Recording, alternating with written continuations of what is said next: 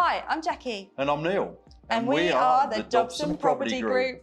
We have built our portfolio in Lowestoft in Suffolk, and we have grown it into a portfolio of 13 buy-to-lets. We have 21 service accommodation units. We have done flips, we have done planning gain, we have done commercial to residential conversion.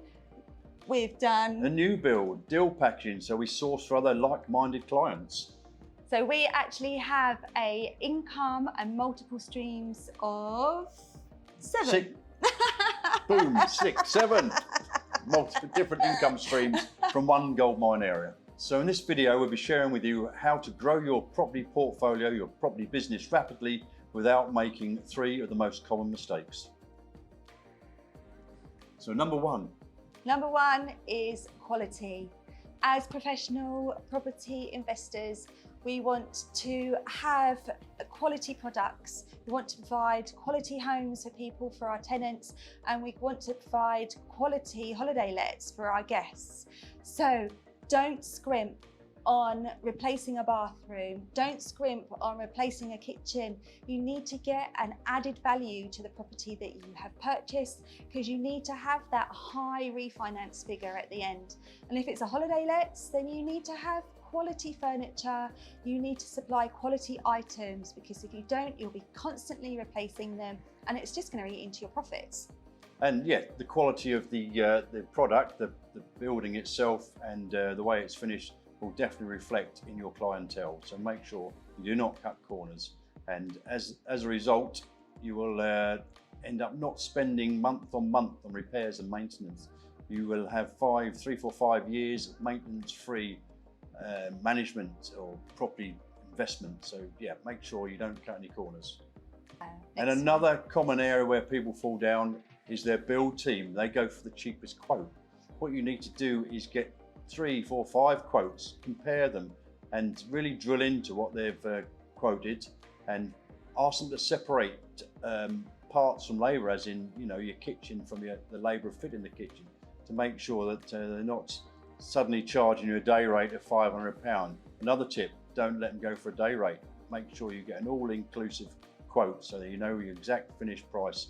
There's always going to be hidden extras, but as long as they make sure they talk to you, keep you informed, and so you've got no surprises at the end when they invoice you.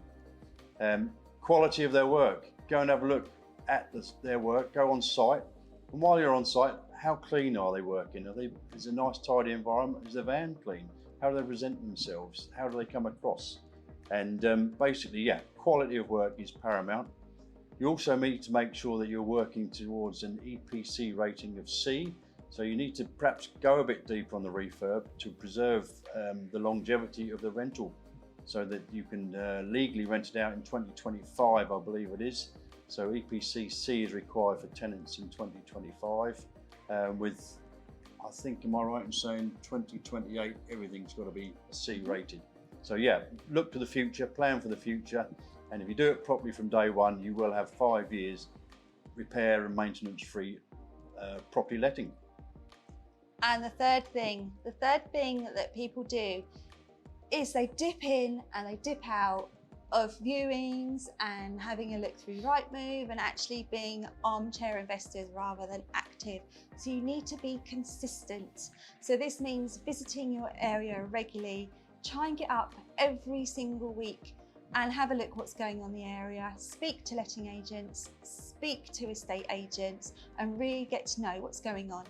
Yes, so walk and drive the streets so you can see the changes that are happening.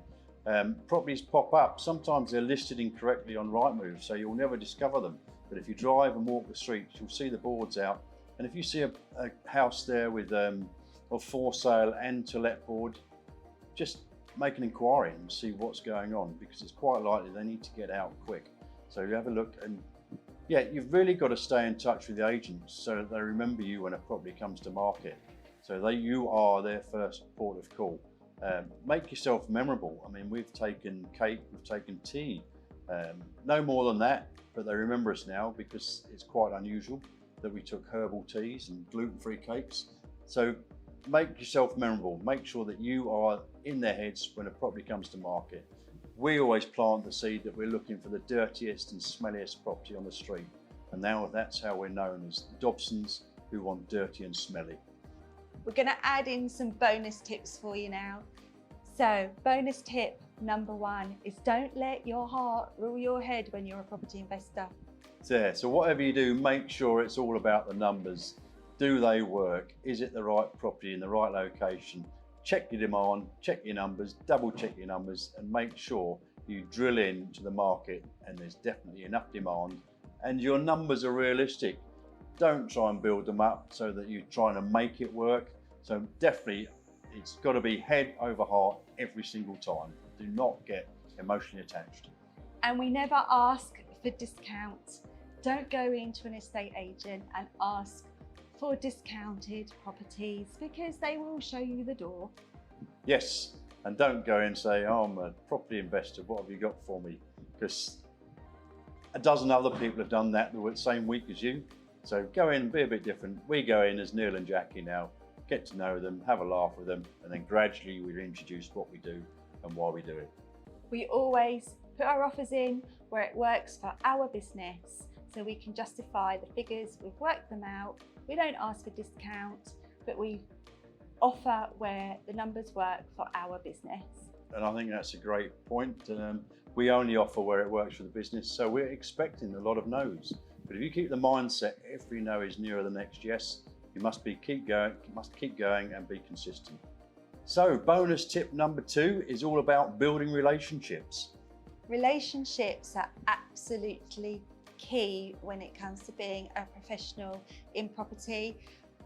It's not about the property, it's about making friends with the estate agent, really building on that relationship with them. We've already mentioned about bringing cake or bringing tea, but it is really getting to know them so you actually become a working relationship. It's not a us and them, it is an actual working relationship. And it's the same with your build team. If you get the build team right and you build relationships with them, then again, you're working together. Everything is a working relationship, whether it's your mortgage broker, your solicitor, as we said, the build team, estate agent, letting agent, because you'll be bringing them business time and time again. They'll want to work with you and you'll want to work with them. And I think that's crucial. And if you know you've got the right team, the right people around you, make sure you pay on invoice. Don't make them wait for the money, keep them sweet. And they know they really do want to work for you if they know they're going to get paid once the job is finished. And I think it is a numbers game, but I think it's all about people helping you achieve those numbers. If you have enjoyed this video, then like and subscribe and leave your comments below, and you'll get to see more of us on YouTube.